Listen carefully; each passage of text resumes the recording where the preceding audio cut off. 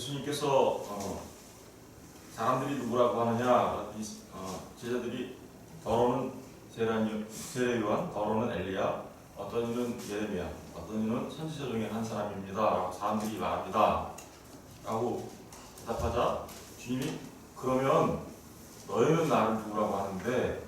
라고 질문하셨습니다. 저와 여러분한테 한 질문이에요. 저와 여러분한테 주님이 너희들은 나를 누구라고 하는데? 라고 질문하셨습니다. 저는 오늘 이 베드로의 신앙 고백이 저와 여러분의 신앙 고백이 되기를 주님의 이름으로 먼저 축복합니다. 예, 시몬 베드로가 대답하여 이르되 주는 그리스도시요 살아계신 하나님의 아들이십니다. 너희는 나를 누구라고 하는데? 라는 이 질문에 베드로가 주는 그리스도시요 살아계신 하나님의 아들이십니다. 우리 신앙은 그냥 맹목적으로 믿는 것이 아니라고 했죠. 우리가 믿어야 될 분이 어떤 분이신지, 그분의 인격, 다시 말하면 그분의 존재와 그분의 신분에 대해서 정확하게 아는 거예요. 오늘 이 신앙 고백은 바로 그 예수님이 누구이신지, 그분이 어떠한 존재이신지, 그분이 어떠한 신분을 가지고 오신 분이신지, 그 인격과 신분에 관해서 정확하게 이야기하고 있으신 분이고, 그리고 또 더더구나 그분이 하셔야 할까지도 해야 할 일이 이 신앙 고백 안에 내포되어 있죠. 저와 여러분 모두가 예수님에 대하여 그분이 누구이신지 정확하게 알아야 할 뿐만 아니라 또한 그분이 하신 일이 무엇인지를 정확하게 아는 것이 사실은 그게 영생이에요. 네. 하나님을 알고 하나님이 보내신 그분을 아는 것. 그 안다라는 것은 뭐에 대해서 아는 거예요?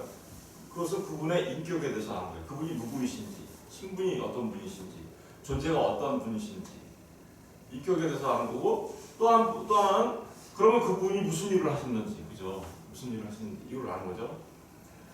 이 부분에 대해서 정확하게 아는 자들이 바로 영생을 얻은 자들이다라고 우리가 성경이 얘기하는 것이죠. 굉장히 중요한 신앙 고백입니다. 사실 그 전에도 그 빌립도 이분이 그분인 것 같아, 우리가 선지자가 말한 그분인 것 같아라고 얘기하죠. 요한복음에서 가서 보면 우리가 메시아를 만났다. 안드레도 우리가 메시아를 만났다. 메시아가 무슨 뜻이에요? 메시아가 그 히브리 말로 마시아흐라는 말에서 나오는데, 메시아는 기름 부은 자라는 뜻이에요. 그 기름 부은 자를 히브리 말로 되어 있는 그 기름 부은 자, 그것을 헬라 말로 바꾸면 크리스토스가 되는 거예요. 그리고 지금 우리가 말하는 그리스도죠. 그러니까 메시아라는 말이 그 아람어, 근데 그 히브리 말은 메시아인데요. 그 말을 헬라 말로 바꾸면 그리스도라는 말이 되는 거예요. 그래서 그 뜻은 기름 부음 받은 자라는 뜻이죠. 기름 부음 받은 자. 지금 이 신앙 고백 속에서 베드로가 주님은 기름 부은 자이십니다 라는 말을 했어요. 주님은 그 기름 부음 받은 자. 또 기름 부음 받은 자라는 게 무슨 뜻인가요? 구약 성경에 살펴보면 오늘 이미 여러분들이 많이 알고 있는 것 같아서 다 말씀드리지는 않겠지만, 우리가 기름 부음 받은 자, 구약 성경에서 기름 부음 받은 자는 세 종류의 사람이 있었다 그랬죠. 세 종류의 사람이 첫 번째 사람은 뭡니까? 첫 번째는 제사장들이 제사장으로서 그 위임을 받을 때, 출애굽기에 가서 보면 나옵니다. 위임을 받을 때 어떻게 했어요? 기름 부음을 받았죠. 기름 부음을 받았어요. 그러니까 그리스도라는 말은 제사장이라는 의미가 포함되어 있어요. 그리고 두 번째로는 이 그리스도라는 말은 선지자가 선지자 때도 어떻게 했어요? 기름 부음을 받았습니다. 그리고 왕으로서 그 취임을 할 때, 그죠? 왕이 되기 전에 어떤 일이 있습니까? 다윗 같은 경우에도 왕이 되기 전에 어떻게 해요? 사무엘 선지자가 가서 기름을 붓죠. 기름을 붓는 일이 있습니다. 그러니까 그리스도라는 말은 기름 부음 받은 자라는 의미인데 그 의미는 결국은 제사장이거나 아니면 선지자이거나 아니면 왕의 경우에 그럴 때 기름을 붓는 거예요. 그런데 우리 주님은 이 세 가지에 모두 해당되시죠. 모두 해당되십니다. 구약시대 때 했던 그 모든 왕이나 기름 부음 받은 왕이나 선지자나 모세와 같은 선지자, 다윗과 같은 왕, 그리고 아론과 같은 제사장들 이런 사람들은 다 누구를 예표하고 있었던 거예요? 그러니까 예수님을 예표하고 있었던 거예요. 우리가 그들의 삶 속에서 누구를 볼 수 있어야 되냐면 예수님을 볼 수 있어야 되는 거죠.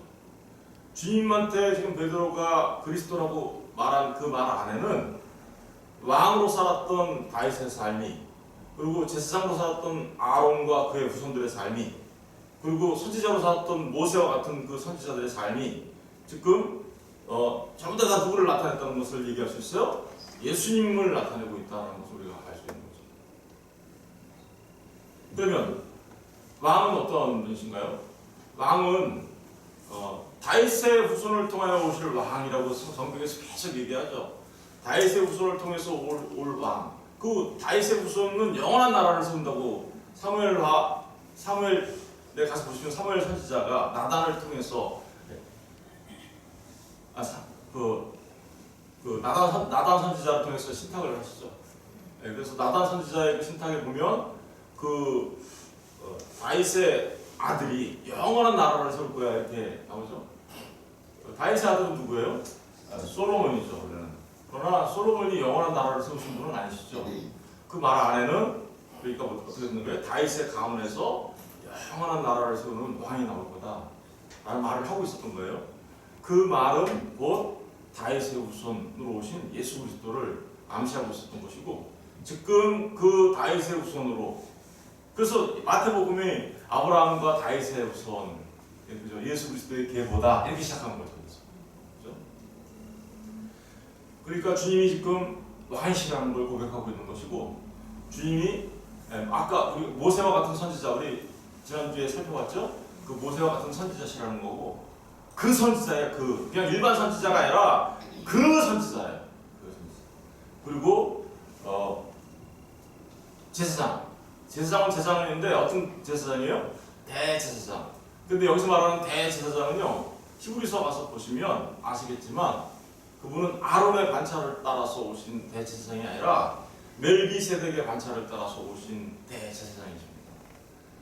하늘의 대제사장이라는 거예요. 그분은 이 땅에서 저 있는 이 정막에서 제사를 지내시는 분이 아니라 하늘 장막에서 제사를 드리시는 대제사장이세요 라고 히브리서에서 히브리 기자가 얘기하고 있어요. 그러니까 다시 말하면 예수님은 하늘 장막에서 영원한 제사를 단 한 번에 드리신 대제사장이세요 라고 얘기합니다. 단 한 번에. 그래서 영단번이라고 하죠. 우리가 영단번의 제사를 드렸다. 영원한 속죄 제사를 한 번에 드리셨다. 어디서 드리신 거예요? 이제 앞으로, 지금 여기서는 아직까지 이 장면에서는 앞으로 이제 십자가를 향해서 가고 있는데, 십자가에서 영원한 속죄 제사를 그 멜기세덱의 반차를 따라온 그 대제사장으로서, 대제사장인데 실제로는 또 자기가 뭐예요? 이분은 특별히 자기가 자기 자신을 희생 제물로 드려서 영원한 속죄 제사를 이루게 되는 바로 그 제사장이시다라는 얘기를 하고 있는 거예요. 그러니까 그리스도라는 말을 고백하고 있다는 얘기는 그분이 우리를 영원토록 통치하실 왕이시며, 그분은 우리에게 영원토록 진리를 알려주시는 선지자, 말씀하시는 분이시며, 그분은 영원토록 우리의 죄를 속죄하신 속죄 제사를 드리는 제사장이세요 라는 말이 사실 이 말 안에 포함됩니다. 저와 여러분이 어떻게 구원받아요? 주님이 드리신 그 영원한 속죄 제사, 영단번에 드린 그 제사가 아니면 우리는 절대로 하나님 앞에 갈 수 없죠. 교회에 나오면 어떤 사람이, 목사님, 우리 교회 열심히 다니던 분인데 한 5년 동안 교회 안 나오신 분이 있어요. 목사님 그분한테 가서 목사님이 가서 말씀을 전해주시면 그분이 아마 다시 교회 나와서 예수님을 잘 믿을 것 같으니까 한번 가십시다. 그런 분이 한 분 있었어요. 그래서 목사님이 갔어요. 그 집에 갔더니 정말로 그분이 목사님을 잘 맞아들였어요. 그래서 이제 이야기를 하고 나중에 목사님이 이미 그분에 대해서 다 알고 왔죠. 그분이 어떤 삶을 하고 있는지. 예수를 잘 믿다가 나가서 좀 생활이 좀 일반 사람들이 보기에도 좀 좋지 않은 술도 많이 먹고 또 심지어는 막 바람도 많이 피고 댕기고 이런 삶을 살았던 사람이에요. 예수님이 가서 제가 말씀을 들었더니 예수 잘 믿으셨던데 옛날에 근데 지금은 그러시지 않다면서요. 그랬더니 이분이 도둑이 제발이라가지고 예, 제가 앞으로 술도 좀 끊고 그러겠습니다. 네. 그래서 그렇긴 그런데 아내한테 참 잘 해주셔야 됩니다. 그랬더니 예, 또 제발이라가지고 제가 앞으로는 아내만 사랑하고 밝게 살겠습니다. 하고 해서 그 목사님 때문에 교회에 그분이 다시 나왔어요. 그때 많은 성도들이 어떻게 생각했을까요? 야, 목사님 참 신통방통하시네. 어떻게 5년 동안 안 나오신 분을 이렇게 단 한 번의 신방으로 데리고 나왔을까? 그러면서 사람들이 이렇게 얘기했습니다. 잃어버렸던 양이 돌아왔다고. 그죠? 잃어버렸던 양을 찾았다. 그런가요?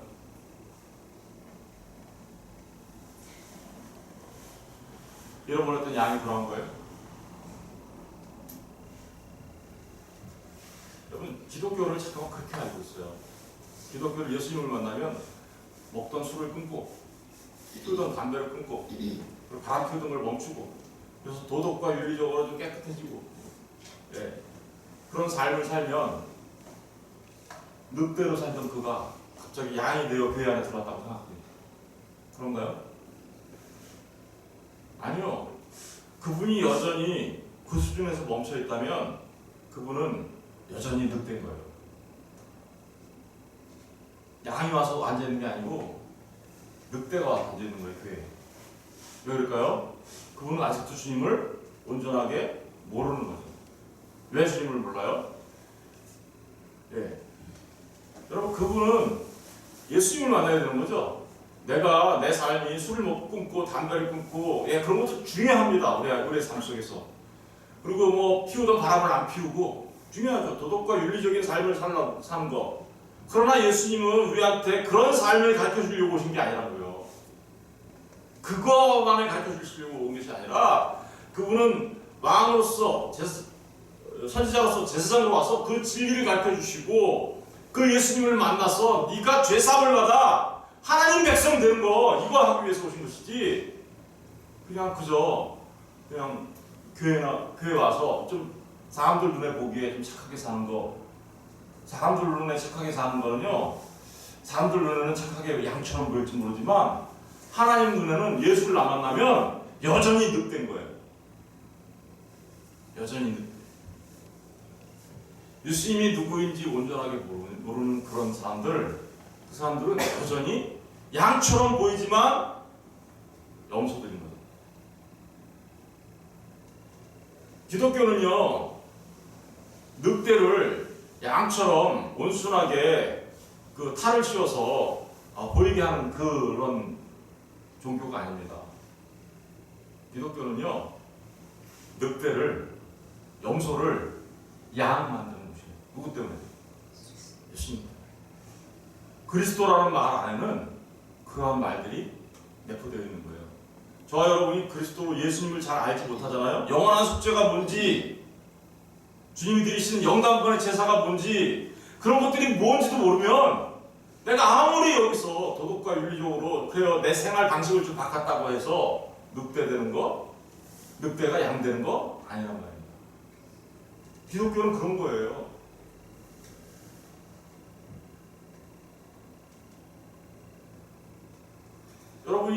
저와 여러분이 정말 내가 교회 다니니까 좀 생활을 좀 바꾸고 좀 모범적으로 살고 착하게 살아야지 그 수준에서 멈춰버리면 그분도 여전히 아직도 뭐예요? 아직도 그분은 영설이고 아직도 그분은 늑대인 거예요. 주님을 온전하게 알아야 합니다. 제가 날마다 외치는 게 뭐예요? 그래서 예수님이 누구인지 얘기하는 거고 예수님이 무슨 일을 하셨는지 계속 얘기하는 거잖아요. 제가 얘기하는 게 똑같아요. 결론이 목사님은 맨날 똑같은 얘기 할 수밖에 없어요. 왜요? 예수님 얘기할 수밖에 없으니까. 살아계신 하나님의 아들. 베드로는 주님이 살아계신 하나님의 아들인 줄 알았어요. 그죠? 여기 살아계신이라는 말을 쓰고 있는데 여기가 지금 장소가 어디예요? 장소가 가이사랴 빌립보였죠. 빌립보 가이사랴. 여기는 뭐 하는 곳이었다 그랬어요? 요단강이 시원하는 곳이라고 그랬죠. 거기는 그래서 뭐가 판을 쳤어요? 미신이 판을 쳤어요. 거기는 바알신 믿는 자들이 판을 쳤고요. 그리고 판이라고 하는 신이 판을 쳤고요. 더더구나 가이사랴 빌립보, 여기 누구 때문에 세워진 도시예요? 황제, 로마 황제 때문에 가이사랴라는 말이 로마 황제 페자를 말하는 거잖아요. 로마 황제를 말하는 거잖아요. 그리고 빌립보. 그러니까 바알 숭배사상, 판신에 대한 숭배사상, 그리고 로마 황제의 숭배사상, 황제에 대한 이런 숭배사상이 판을 치는 곳에서 지금 베드로가 뭐라고 하고 있어요? 주는 그리스도시요 살아계신이라는 말을 하죠. 다른 신들은 다 어떻게 있다는 거니까 바알신 죽어있고 나무와 돌로 만든 게 무슨 효용이 있어요? 저기 산에 가보니까 금으로 만든 이러한 것들이 있는데 돌로 만든 이러한 모습을 하고 있는 것들이 있는데 그게 무슨 소용이 있어요? 움직이기를 해요? 말을 해요? 아니면 정말로 그들은 전부 다 가짜야 라는 말이죠. 그들은 사실은 뭐 어떻단 거예요? 죽어있는 인간이 만든 죽어있는 신이야. 바알, 탄, 황제 다 마찬가지다. 오늘날 한국의 교회 안에서 보면 어떻습니까? 다른 신들이 신입니다.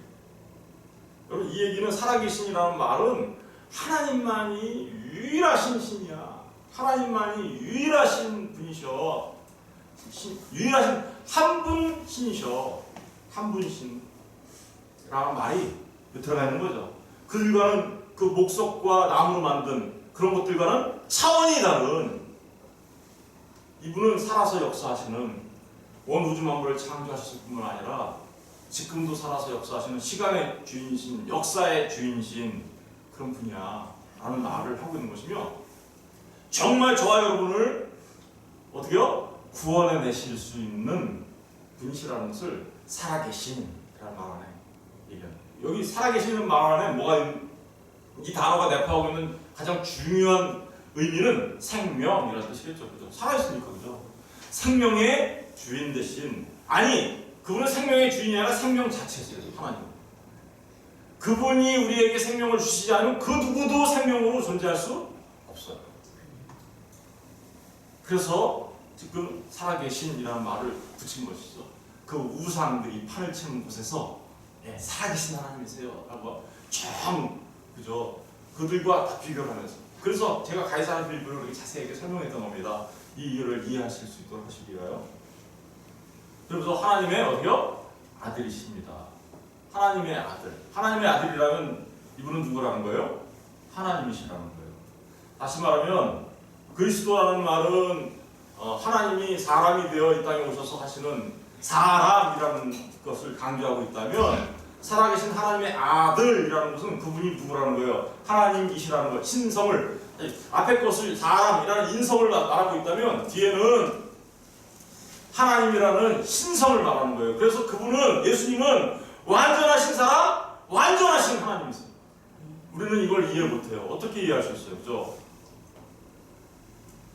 어떻게 완전하신 사람이시면서 어떻게 완전하신 하나님이시지? 여러분의 머리로 이해하시려고 하지 마시고요. 하나님의 말씀을 그냥 믿으세요. 왜냐하면 저와 여러분이 우리 몸과 영혼을 구분하실 수 있어요? 사람이 몸과 영혼으로 되어 있다는데 어디가 몸이고 어디가 영혼이에요? 어떻게 하실 거예요? 그런데 우리 사람이죠? 그렇죠? 우리는 영혼이기도 하면서 우리는 몸이기도 하죠. 그리고 몸이 우리 전체를 말하기도 하고 영혼이 우리 전체를 말하기도 해요. 전인을 말한다는 말입니다. 사람은 우리 전체가 사람인데 몸도 있고 영혼도 있다고 하는데 구분하실 수 있어요? 못하잖아요. 신비잖아요. 마찬가지예요.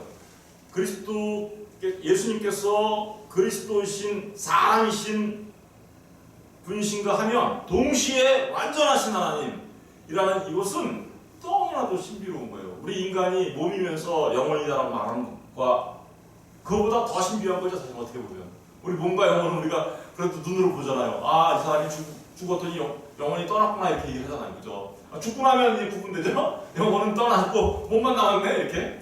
그래서 우리가 어느 정도는 확인할 수 있지만 주님이 완전하신 사람이시면서 완전하신 하나님이라는 것은 정말 이것은 우리 사람의 생각으로는 깨달아 알 수 없는 부분이에요. 그래서 주님이 그런 거죠. 이거 네가 한 거 아니다. 네가 한 게 아니라 누가 알게 해준 거예요? 아버지 하나님이 알게 해주신 거야. 너 진짜 복이 있구나. 이게 내일 이 부분 얘기할 건데 바로 그런 의미가 이 안에 들어가 있는 거예요. 완전하신 사람이신 그분이 우리를 구원하러 오신 대제사장이시며 우리를 영원토록 통치하실 왕이시며 영원토록 우리에게 진리를 가르쳐주시는 선지자이신 그분이 바로 살아계신 하나님의 아들 하나님이라는 거예요. 하나님. 여러분 이 사실을 깨달아 아는 자들 그들이 하나님의 백성 정말 기독교는요 아까 말했듯이 그건 단순하게 그냥 바깥에서 삶이 조금 와가서 개가천선해가지고 사는 거 그런 거 말하는 거 아니에요. 우리 자신을 완전히 바꾸는 거예요. 여러분 이거 잘 생각해 보세요. 본성이라는 거 있죠. 본성 있죠. 우리 nature 본성이라는 게 있어요. 그 본성 때문에 우리 의지가 움직여요.